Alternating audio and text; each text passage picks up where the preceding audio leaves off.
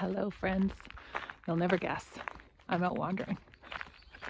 I just wanted to pop in as I was doing today's beautiful wander in this amazing place, giving you a little glimpse of the magic. I've had a busy week, and I bet some of you out there can relate. And when I got back from El Camino de Santiago a couple of months ago, I promised myself that I would wander more. And it's amazing when life happens and we get busy and we're pulled away from the things that really call to our soul.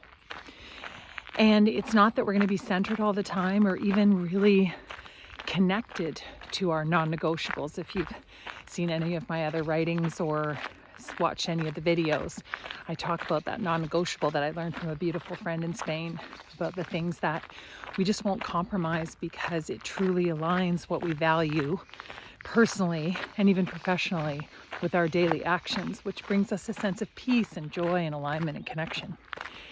And so we can have those non-negotiables, or what I call divine disciplines, and then sometimes we can forget that they're important.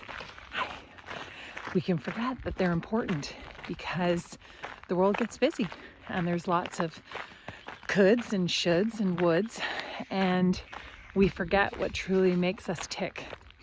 And for me, what I've learned in that time and having that concentrated time of 3 weeks walking and about 15-30 kilometers a day, it created a frame of reference for me that's truly where the inspiration comes. And I can do it in meditation, sitting quietly, but sometimes that's harder when our minds are swirling.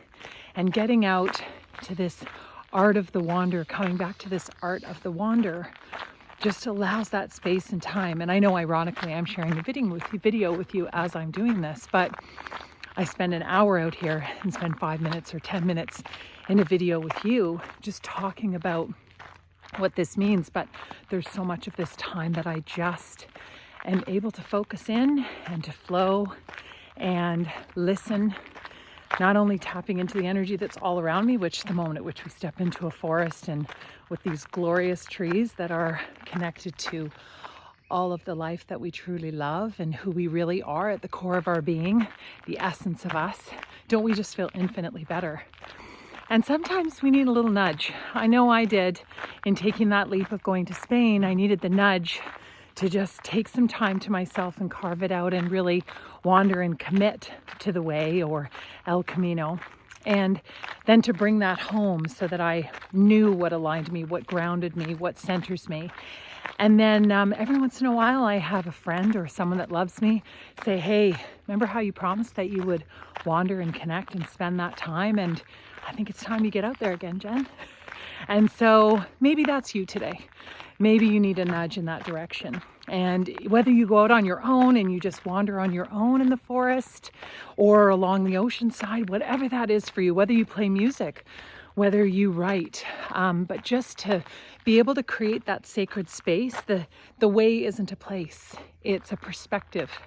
And whenever we're diving into evolving on a greater level and really listening to ourselves and that wisdom within, we're finding our way. And sometimes we have to get on the way to find our way.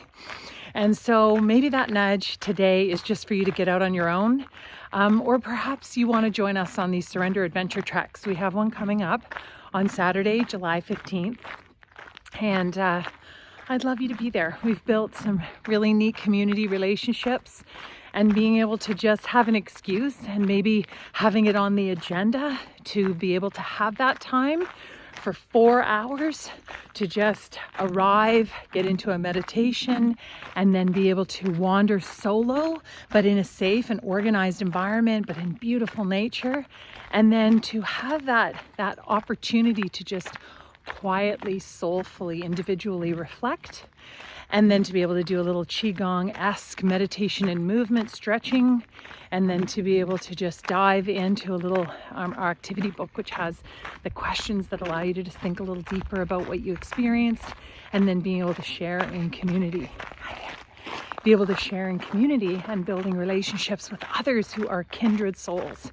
When I walked El Camino, if you've heard anything about what I've talked about before, really what inspired me to create Surrender Adventure Treks and Trips eventually is really this idea that I loved wandering on my own and then coming together with community members that had had the same type of experience or are really committed to that inner work, and then being able to just share openly and authentically. So if this speaks to you, either, whether the nudge is for you to get out on your own and do something on your own or with a friend or with a family member, or whether you want to build community with kindred spirits like us, I'll put the link somewhere deep, or somewhere close by so you can click it to find out more.